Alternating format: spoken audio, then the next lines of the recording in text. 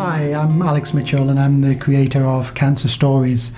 Cancer Stories is a video diary program which is designed to help people like yourself manage their cancer. And the key aim is to record previous patients' experiences, really a wide variety of cancers. And these are patients who are genuine, real patients from Leicestershire who've given their consent to allow us to record their story onto DVD or the internet. What we ask those patients is really to give a brief account over 30 or 60 minutes. How did they manage with their diagnosis? And hopefully by watching their account, you'll be able to pick out some common themes from one or more of those videos. And those common themes might be things like what resources are available locally or nationally, or how do families cope, or how do people themselves manage with those awkward stages, either the initial diagnosis or the complications of treatment, or perhaps psychological and emotional complications, which are sometimes overlooked. So overall, we hope that by watching the video diary program, you'll be able to take some positives from other people's accounts, and hopefully that will help you better cope with your situation, whatever that is at the current time. Thanks for watching.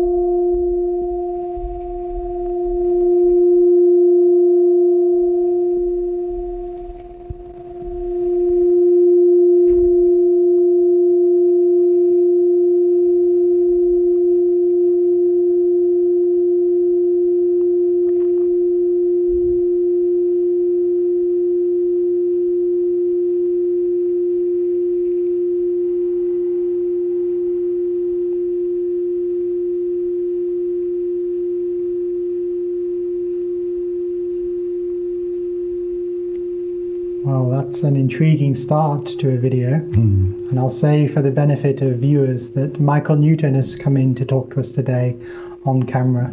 And I think he's somebody who's got a lot of experience of a variety of resources that are out there. And I think that will be very valuable as we go on to hear about those. The way we normally start is to talk about how the diagnosis came about. And maybe I can say for viewers' benefit that you have been diagnosed with a myeloma, which is one of the more unusual hematological cancers. Yes. Shall we start with this question about how it was picked up in the first place? Sure, yes.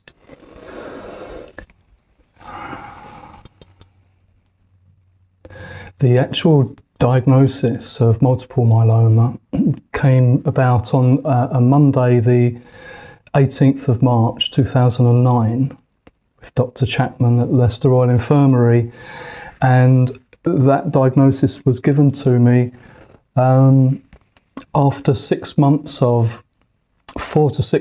of investigations and different tests before the diagnosis was clearly founded. And on that Monday morning, I then asked Dr. Chapman, well, what do we do now? I did have an idea, but to hear it from the doctor herself was important. She said, well, it's gold star treatment, CTD, chemotherapy, which I was aware that would probably be what it was. And with my own way of thinking, I then said, well, what would happen if I didn't take the CTD, the chemotherapy?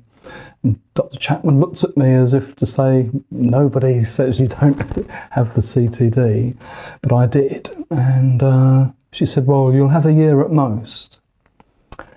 And I thought, well, this doesn't sound too good. I could hear, taste, feel, all my faculties were really intact. I had pain in the hip area, but nothing untoward that made me feel that I was potentially not going to be here in a year's time if I didn't embark in this treatment. So I signed the consent forms, but I said I do need a bit of time to think about this. It was quite a lot to take on board all in one go, as you can imagine.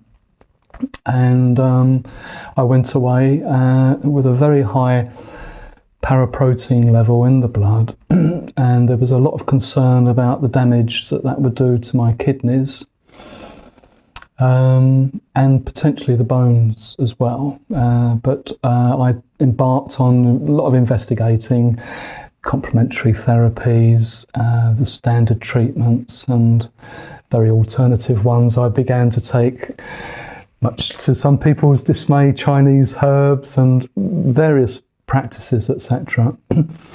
But after 2.5 months, the condition did progress and my body very clearly did begin to break down. And at that point, I knew it was time. In fact, I think I'd taken it really as far as I could have done before it perhaps being potentially too late.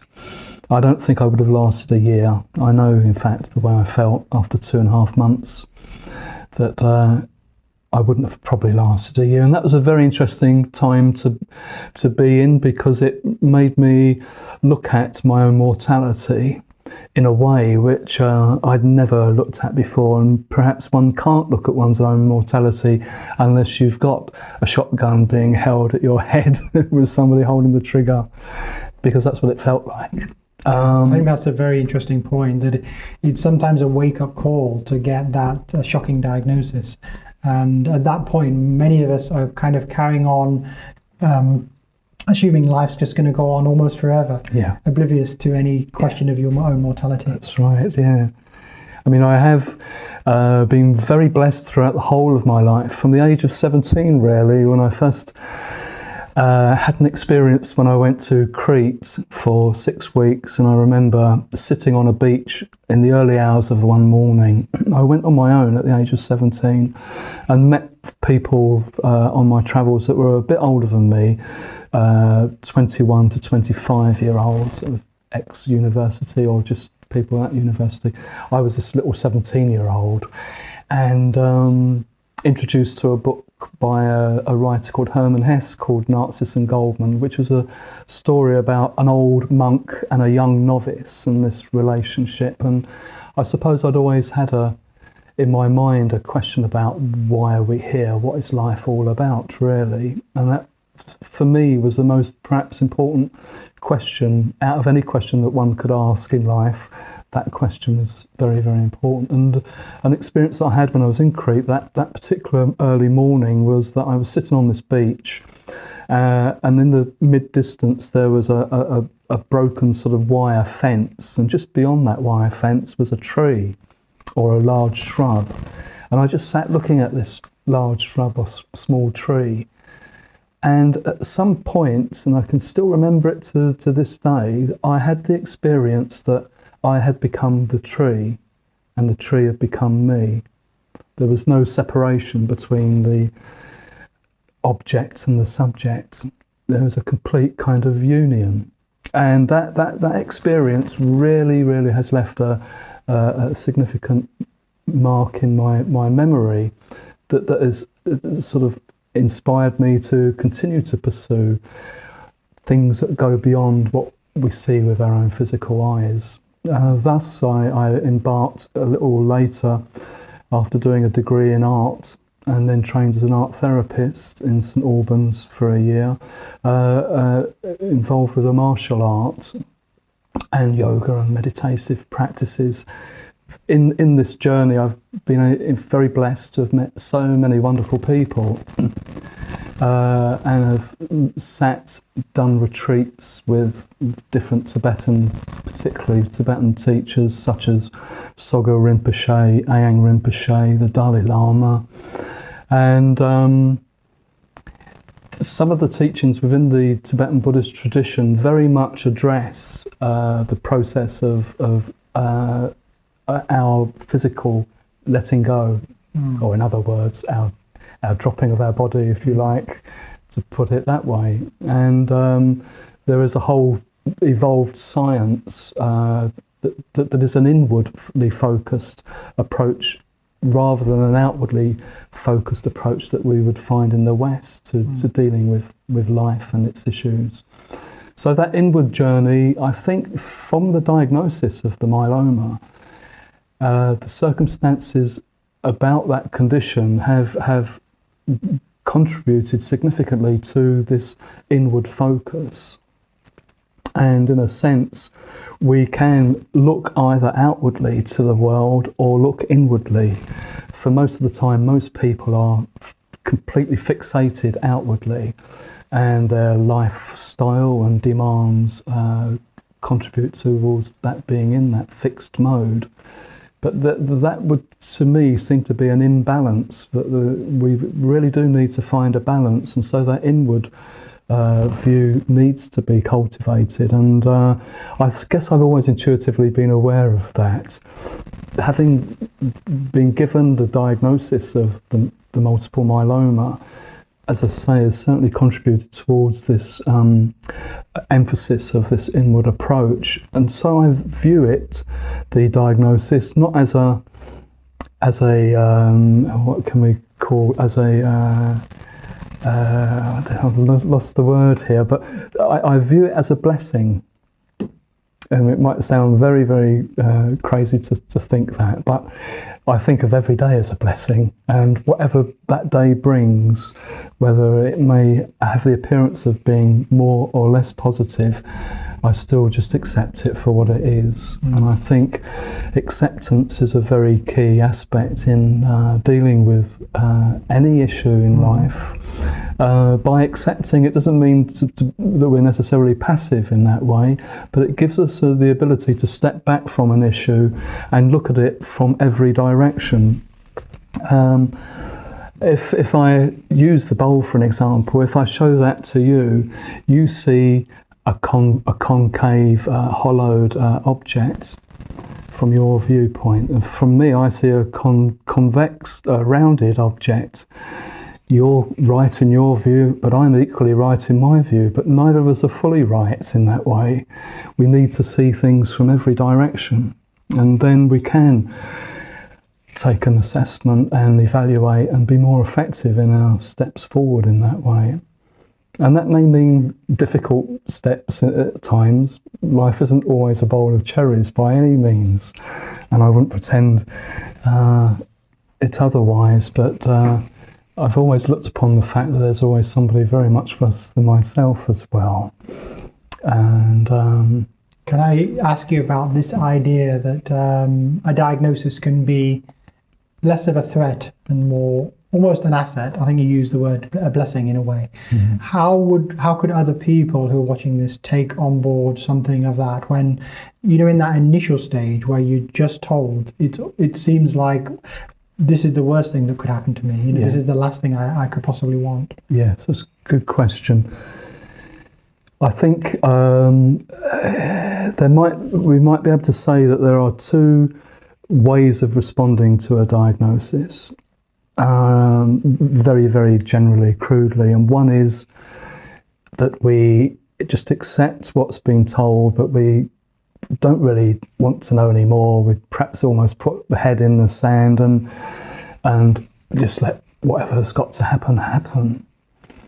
The other way perhaps is to want to understand, want to know a bit more, and seek whatever potential help is there. That's very crudely two ways of responding. And I feel that I've responded to the diagnosis in the latter way. And I do remember very within the first month wanting to find a support group, a myeloma support group. There wasn't at that time, in March 2009, one in Leicester. The nearest one that I was able to find was in Chesterfield. But I remember driving in a not too well condition, but really needing to meet other people that had the condition, because I had to know more about it. I had to know what was going on. And part of that process as well was to talk about it to other people, not to bottle it up, but not to either go out with a loudspeaker and say, I've got multiple myeloma, but certainly I wanted to speak to people that I felt would be able to support positively in some way with this situation.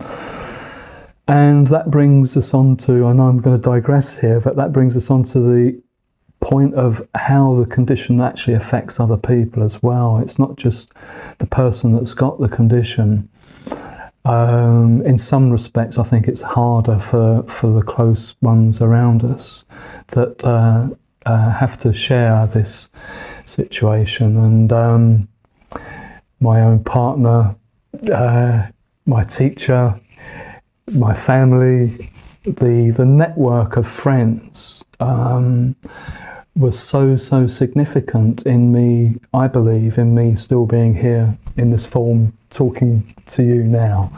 Their positive thinking, their prayers, their love, their practical support. At one point, when I was in the hospital having the transplant, at my very lowest ebb, physically, mentally, emotionally, I was 10 days into the transplant procedure, and I was completely spent. And that evening, I remember experiencing an experience of this golden orange light all around me, and it felt, my perception of that was that it felt like all the support that was being given by so many people. I felt like being the centre of a dartboard. The balls, it was like being the experience of the centre of a dartboard, and it felt like, for want of a better description, that was love, that was God, for want of a better word or another word, whatever we might call that thing that is far greater than ourselves, but which is all part of us as well. And I think for the first night in 8 nights, I don't think I had to get out of that bed to go to the loo, because the transplant procedure does produce quite severe diarrhea for a few days, probably about 18 times a day, so that's fairly severe. But that night, I remember having just a peaceful rest, and in the morning when a nurse came first to take my observations, it was a Ghanaian nurse. I remember it very distinctly. This was the first contact with a human being I had since that experience the night before, and I just said to her, I had an experience last night. She looked at me as if to say, what was happening? I said, I experienced love. It was God. And she looked at me as if she knew exactly what I was saying. And she was one of the nurses that didn't say an awful lot. Some did, some didn't, but she didn't say a lot, but she spoke with her eyes and just her body language. And from that point on, we had this more unspoken understanding than spoken understanding, but she knew what I was talking about. And this again will sound perhaps a bit extreme to say, but that experience was so profound that it was almost worth having the condition to experience that. If I could turn the clock back to before the diagnosis, God, I would do that too. Being an active yoga practitioner and teacher and martial art practitioner and teacher for over 30 years, the subjects that I guess have spent a long time prioritising in my life deal with the interdependent nature of the mind and body. And what they from their ancient truths potentially present and provide are tools for us to overcome difficulties in our lives. And so these practices were put to the acid test, if you like, through this diagnosis. And the practices of meditation and of just awareness of how we are with ourselves have been incredibly significant in helping me come through to this moment in time with the condition that I had.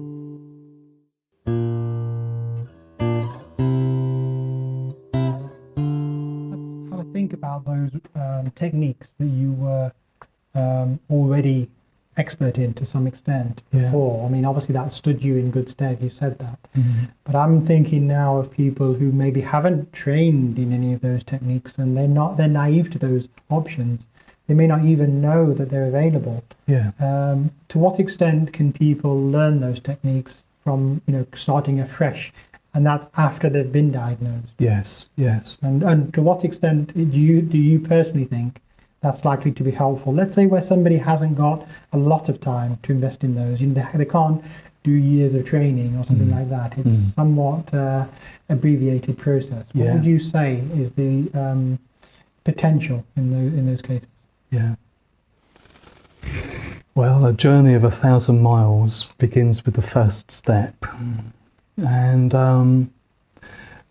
from personal experience of introducing some of these techniques to groups, for instance the myeloma support group that I attend the second Wednesday of every month, I shared a couple of the techniques with that group, and there were people in that group who commented after we did 10 minutes of a particular practice.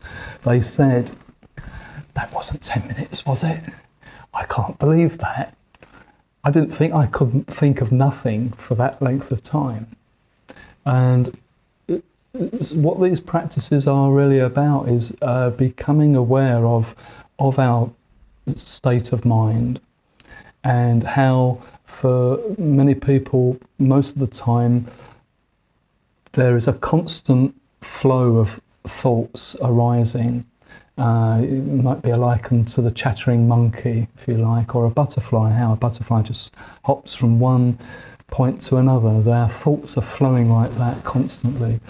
But if we take a step back and just look at that constant flow, it can then seem as if the mind is going on overdrive. But by just simply observing these thoughts arising, in time, these thoughts do begin to subside, and we can get to a point where there isn't thought arising. There's just a complete stillness. In that state, physiologically, a lot of changes occur within the body, hormonally. The lactic acid or blood lactate actually dissipates. That has been shown experimentally, particularly with a Dr. Herbert Benson, and it's accounted in his book, The Relaxation Response. Very, very simple technique, and yet the effects are quite profound. And I'll just demonstrate and talk you through that technique now. First of all, we just find a comfortable, quiet, seated place where we can sit comfortably. Perhaps if you've got a mobile phone, you don't have that on, just ensuring that there's going to be a bit of time where there won't be any distractions. Then you just bring your awareness to the physical posture and just take note that the shoulders are relaxed, that the teeth in the mouth are gently apart, so the jaws are relaxed. The feet are flat on the floor. Perhaps the tip of the tongue is resting on the roof of the mouth behind the front two teeth. And then we bring our awareness, just focusing the attention to the breathing, without changing the breath in any way, just watching the air as it enters and leaves the nostrils.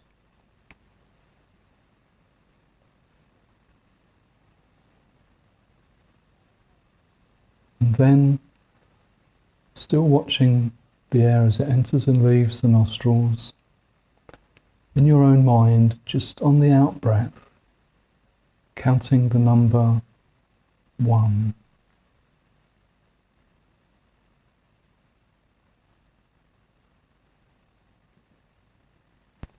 On each continuing out-breath, continuing with that same count of 1.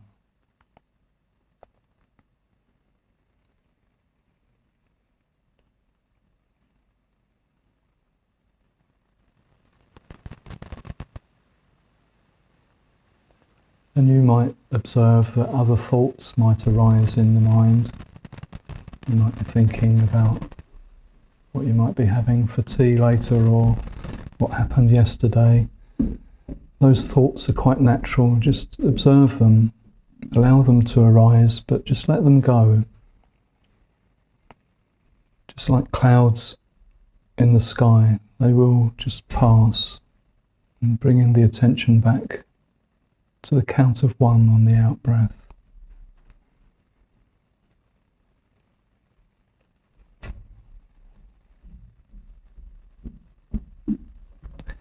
And you can continue that practice for as long as you wish, really. You can do it for 10 minutes, you can do it for 20 minutes. The important thing with a practice like that, and if you do it once, you will experience changes in your energy, in your body. I guarantee that. The important thing, though, is to continue to practice that on a regular basis. Even though it might just be 5 minutes a day, if you were to give 5 minutes a day, significant changes would occur. After a short period of 3-4 weeks, you would feel that benefit from the very first time of doing it. But regular, even if it's only 5 minutes, but regular practice, many significant changes deepen and become more embodied as you continue to practice these things. I would just share one other breathing technique that, again, you cannot be stressed and do this breathing technique at the same time. The two things are incompatible, diametrically opposite. And it's a practice from Hatha Yoga called Ujjayi breathing. Ujjayi is a Sanskrit word which means victorious. So Ujjayi breathing, victorious breathing. And it's very, very simple practice to do. Again, the effects of this breathing technique sedates the nervous system, lowers the blood pressure, lowers the heart rate. And effectively, we breathe in and out through the nose, and we constrict the back of the throat, the glottis, and that will create a subtle sound that you'll hear in your own head. It's almost likened to the sound of a baby snoring when it's asleep, or the sound of the sea when it comes in and out of a stony beach. I'll just demonstrate it for you first of all. And you can project the sound outwards, but it's more of an internal thing.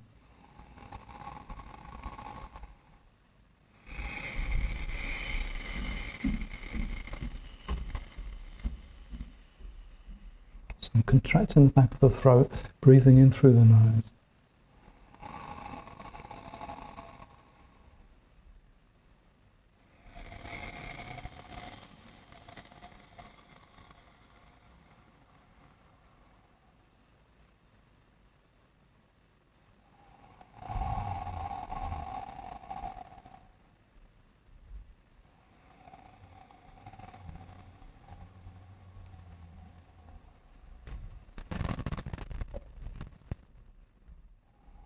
And you will find as you continue to breathe in that way that the breath becomes longer and slower, and the space between the in-breath and the out-breath becomes longer. The requirement of oxygen decreases, so naturally you won't breathe so much. When I had the procedure for the stem cell transplant, for instance, I had to have a Hickman line put in, which is a procedure done with a local anaesthetic on the chest here, and a line is put in then under a camera which it was a procedure that I wasn't particularly looking forward to having, to be honest with you.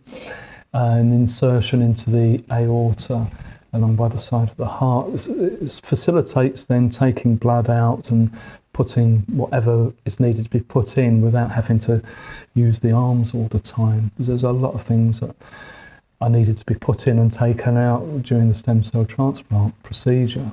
So I wasn't looking forward to this procedure particularly. I do remember going in to have it in the radiology department, and the Irish radiologist, we had a bit of a chat before we went through the procedure, and I told him I was a martial art practitioner. He said, "Oh, I better not mess with you then," kind of thing. And we had a good sort of laugh in that time. But I then, as the local anaesthetic was administered, I just started to do the Ujjayi breathing.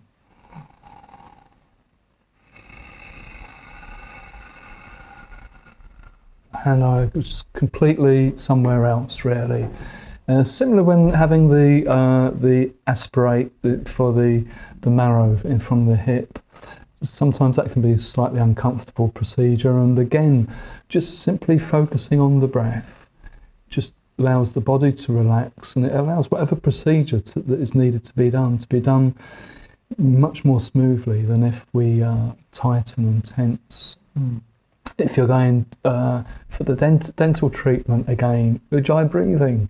If you've got an exam or an interview, anything at all, the Ujjayi breathing is just so beneficial to everyone that might choose to do that. So it's just a little practice. So there's two simple techniques that viewers can observe and maybe take on board themselves. Yeah. But of course, there are other treatments and options out there, some of which are mainstream medical, some of which are outside of mainstream medicine, some of which are on the kind of cusp, like complementary treatments in general. Yeah. What's your opinion of the kind of very diverse world of non-core medical treatments that are available, and in particular, complementary treatments like Reiki, aromatherapy, reflexology, acupuncture, those kind of things? Yeah. When I was diagnosed with the myeloma in March 2009, I did sign the consent forms for the CTD, but I did say to Dr. Chapman, I do need time to think about this. And I did spend 2.5 months researching, having acupuncture as one of the supportive treatments. The hospital were very supportive in my wishes to have some time, but they were also very concerned that the time I was taking was a bit longer than they would have were happy with, because of the impact on the kidneys potentially. It was a very high paraprotein level, but my mindset had to be right. So in that time, it gave me an opportunity to evaluate complementary practices, and they have an important part to play in supporting somebody with a condition of the magnitude of any cancer, really. But those things on their own, I don't feel are all that one needs to overcome such a condition as a cancer. And the allopathic and the traditional go hand in hand. When one needs both, one needs all the big guns really to deal with a condition. And when I was in having the stem cell transplant, I have practiced reflexology for 30 years alongside. If I could reach my foot, I would just about get and just sort of massage on the instep there, which is relating to the spine. Sometimes it would just be spleen 23 points just below the knee here, or just simply massaging into the wrists here if I didn't have the energy to get any further. Just these points here were really significant in terms of just creating that feeling that I can do something for myself here as well. And just that simple bit of massage can make a lot of difference when you're just immobile for a long time. So it's an individual journey for each person that has a condition, a diagnosis, and finding the complementary practices that would support the traditional most definitely needed treatments is for each individual to find. I know people that have had a lot of benefit from Reiki treatments. I have had Reiki myself and found that beneficial.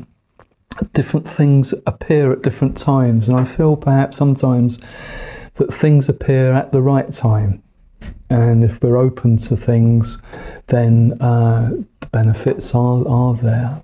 Certainly I would recommend exploring and finding treatments that could supplement the orthodox treatments that are obviously needed as well, yes. Okay, I'm going to ask you now to return to the condition, and I'm aware that myeloma, as we said earlier, is one of the less common hematological conditions, and less common cancers, if you like.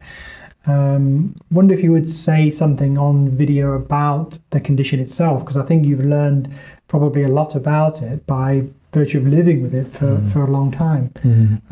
What would you say to somebody who's newly diagnosed, just to kind of put them in the picture, or just viewers who don't really know what myeloma is? Yeah. Myeloma is an extraordinary condition in the sense that because only roughly 4,000 people in this country a year are diagnosed with it, 3% of all cancers are what equate to. It is one of the rarer conditions, and from that point of view, it's a condition which can often go undiagnosed for months, if not years. And I can say that in the support group that I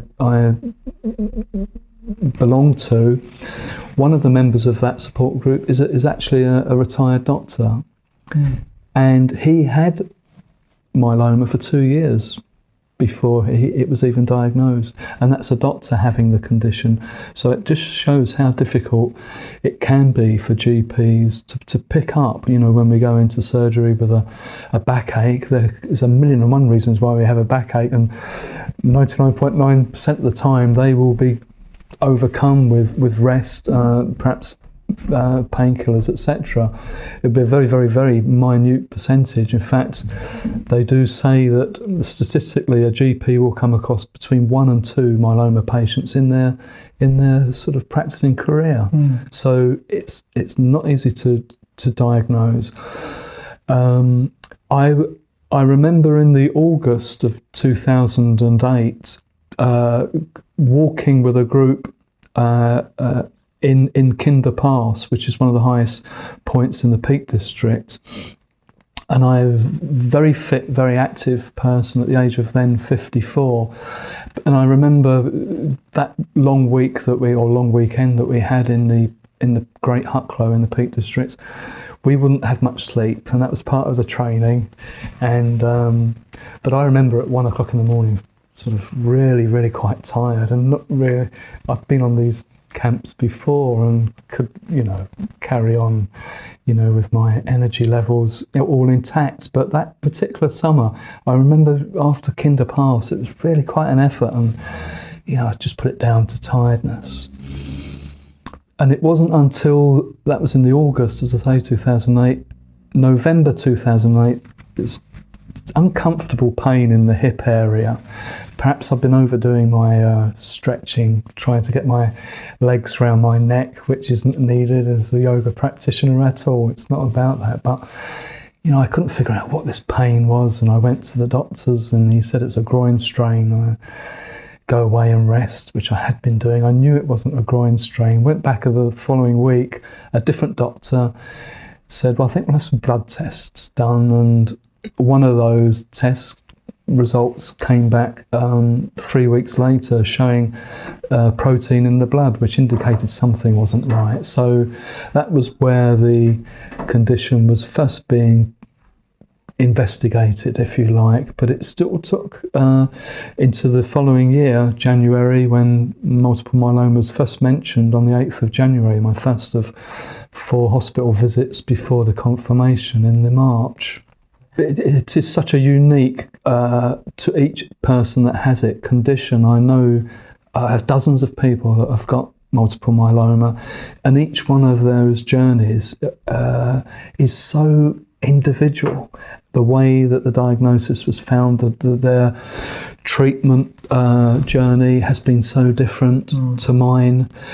But what has been important is being able to talk and share that journey with other people that have travelled a similar journey. It's not identical, but some of them have had transplants and the different drugs that at different times will be needed. I'm very, very blessed at this moment that I'm in from the stem cell transplant that I had 2.5 years ago in near complete remission, and that's transplant is holding. I feel very blessed because the only medication I have is Adcal, vitamin D and calcium. I know other people have had transplants a lot later than me and are now lined up for a second one because it's not held. And I just feel very, very blessed, to be in the position that I am in that way.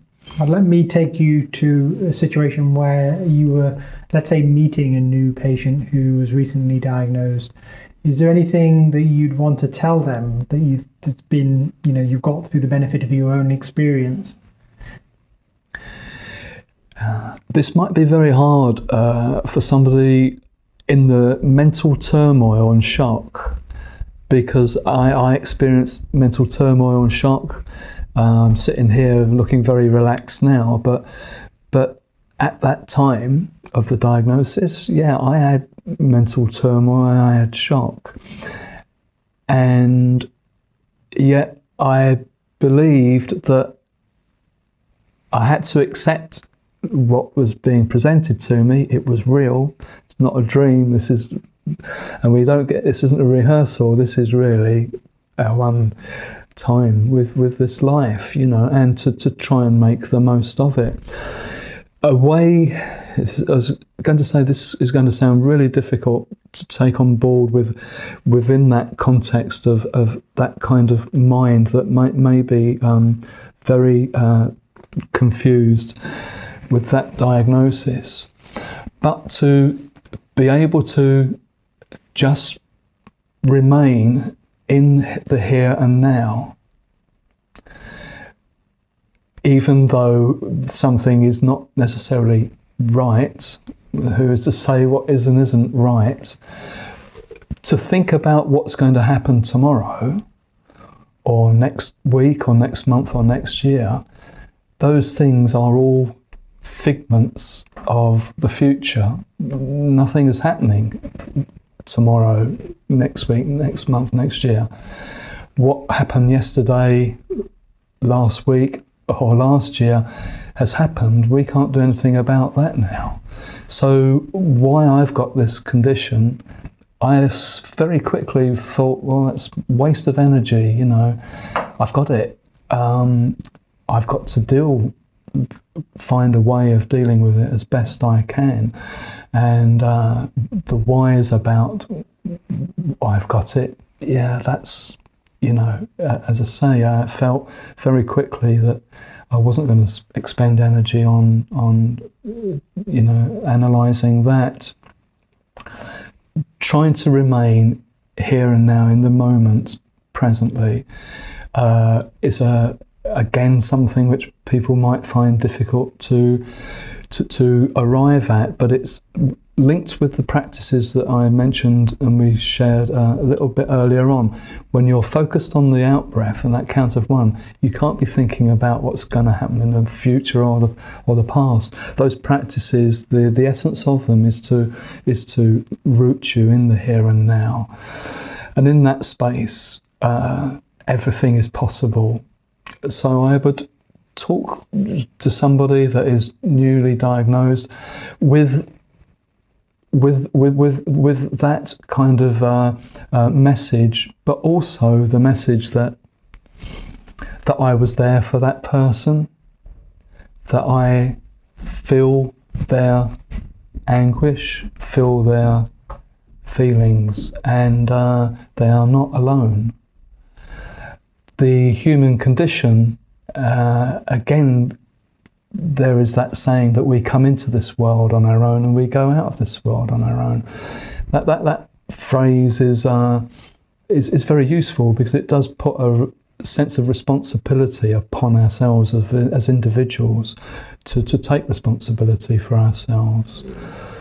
However, that phrase isn't the whole truth, because in one sense, when we come into this world, we are connected by a cord to at least one other person, and we weren't constructed out of nothing. Two people came together, so there's been a lot that's gone into us coming into this world. We're not essentially alone, and who knows when our physical body is worn out, what happens. Again, we might be very pleasantly surprised that we are more connected than what our limited logical thinking mind can perceive. That we are, in fact, all connected. That's useful. Let's think also on a more personal level for you. What do you see in the future for yourself? I don't know if I want to go into the future. I would just be here. Are you happy in here now? Yeah, I am so happy right now. This is all there is. You know, this moment here is so beautiful. So even if you don't see the future as a threat, would you still advise staying in the here and now? Because some might say, I can take that technique on board, and I see why. Because if the future is a big concern, that you can't resolve, why worry about it? Stay in the here and now. But what if the future isn't a threat? What if it's something to look forward to? What if something good is going to happen? Is it reasonable to keep that in mind as well? I think it is totally right. Again, it comes back to a balance. And although, we do reside in the here, or I reside in the here and now, it's not that I completely negate what might happen tomorrow or don't look forward to next week. That would be not right to say that. And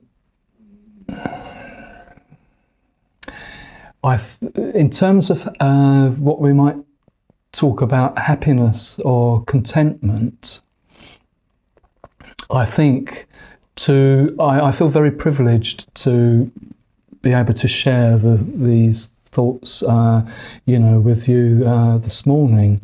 And if these thoughts and practices perhaps are of some benefit to others, then that is a great source of contentment and happiness to myself.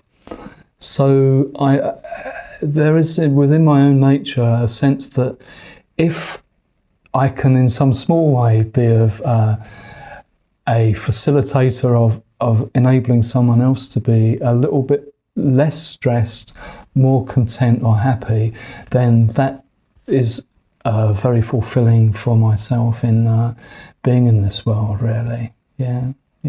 Michael, on that note, I want to thank you for coming in today, and I want to thank you for sharing all those lessons that you learned through your life with us and with the viewers.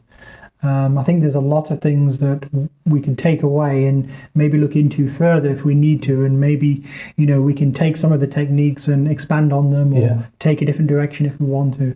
But all of them could be seen as an asset for people who are suffering from myeloma or even other related conditions. So I want to thank you, and I wish you all the best, and I hope things go well for you. Thank you very much, Alex and Heather. Thank you very much.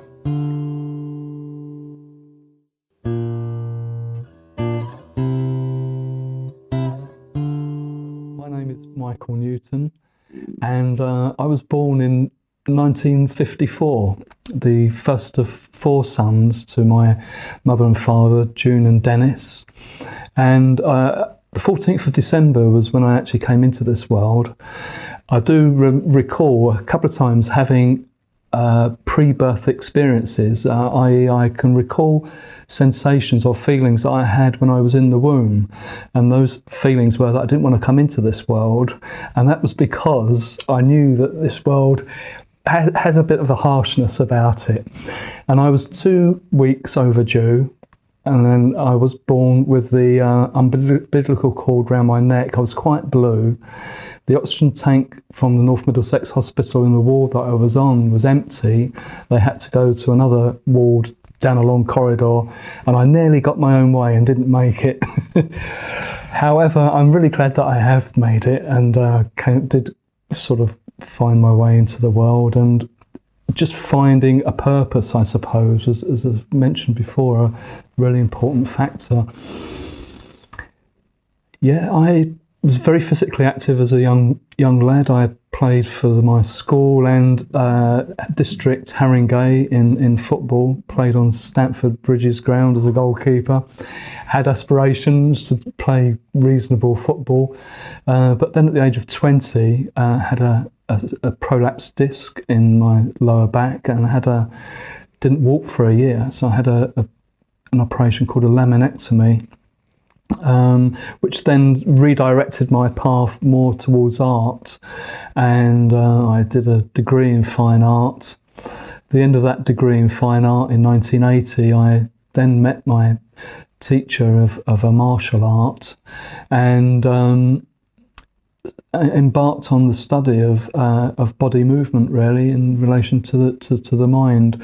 3 years into that study, I did a postgraduate diploma in art therapy in St Albans, which just enhanced my whole study, which was really about perception of the world and those that are in the world and around us, really.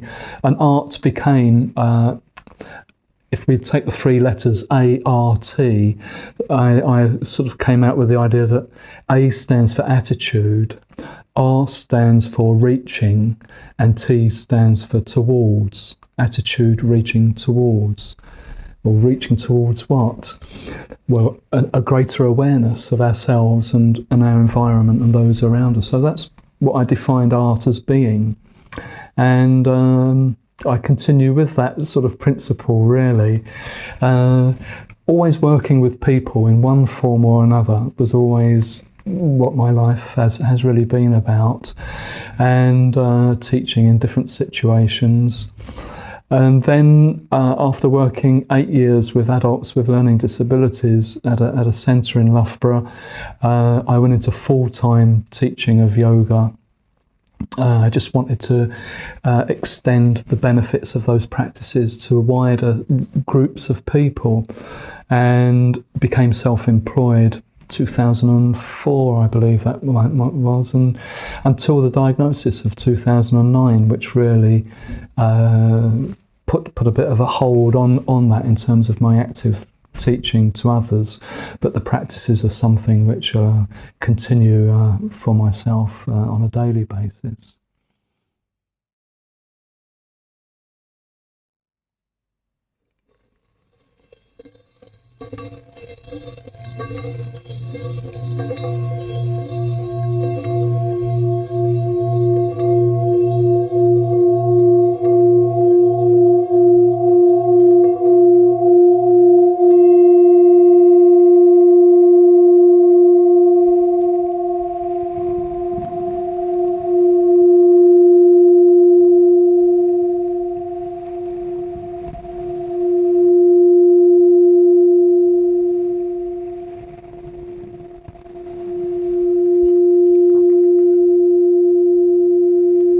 Mind is earth and heaven. Mind is all that there is. And when the enlightened mind flowers, all that is flowers with it.